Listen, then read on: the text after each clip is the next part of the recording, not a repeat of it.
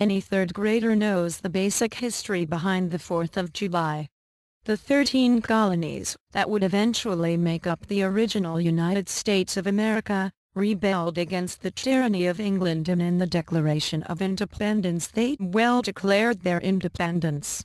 Strangely, independence was actually declared 2 days earlier on July 2, 1776, and genuine freedom was won over 6 years after that. The White House first celebrated July 4 in 1801 during the presidency of Declaration drafter Thomas Jefferson.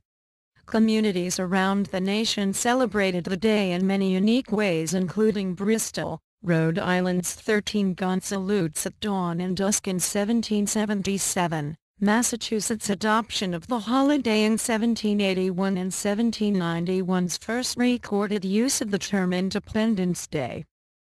Despite the momentous occasion that was the Declaration of Independence, July 4th did not become an official holiday until 1870, when the United States Congress made July 4th an official, but still unpaid, holiday for federal employees.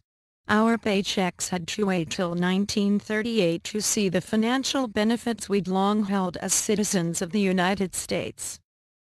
Today, most Americans celebrate the 4th of July by grilling out, having pool parties and gathering to watch fireworks light up the night sky. While this may seem a stark departure from the origins of the holiday, it proves, even 235 years after declaring independence, that the American experiment is alive and well and will continue to influence the world for the better. So get together with family and friends and celebrate this greatest country in the world, while always remembering those that fought and died for these freedoms. So how, over 200 years later, do we continue to celebrate Independence Day on July 4th, and what is with all the hot dogs, burger, beers and fireworks? This article will explore the convoluted and often amusing history of July 4th, the national holiday of the United States of America. Most Americans consider the 4th of July to be the beginning of the United States of America, but in truth the colonies had already declared their independence and had yet to actually win their freedom.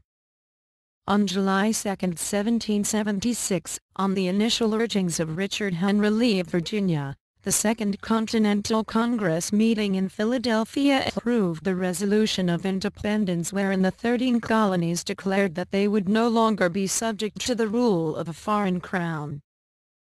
Resolved, that these united colonies are, and of right ought to be, free and independent states, that they are absolved from all allegiance to the British Crown, and that all political connection between them and the state of Great Britain is and ought to be totally dissolved. Genuine independence would only be secured on September 3, 1783, with the Treaty of Paris, in which Great Britain formally abandoned any claim to the United States. Then why July 4th?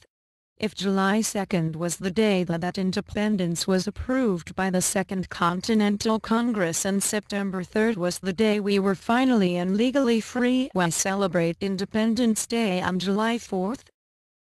There is a reason that Independence Day is the national holiday of the United States. As any erudite historian will attest to, the United States, at its core, has always been about an idea. This idea, that men and eventually women and other men not originally included, have the right to determine their own governance, their own future, and live their lives as they will, is the very core of the American experiment. In the early years of our republic, the rest of the world looked on with amusement and a little trepidation. They expected the United States to fail and waited and waited and waited for it to do so. Over 200 years later, the idea of America not only holds strong, but has influenced the world in ways even the Founding Fathers would have never been able to predict. So on July 4, 1776, when Thomas Jefferson, Ben Franklin, John Adams and a few others unveiled the official Declaration of Independence, it was about much more than declaring political freedom from England. The Declaration of Independence was the first time in history a nation had been founded on the principle that all people are endowed by their Creator with certain unalienable rights, that among these are life, liberty and the pursuit of happiness, and that these rights would be guaranteed. It has fed the character of the people and institutions of the United States of America ever since. The Founding Fathers were declaring not just the independence of a nation but of all humankind.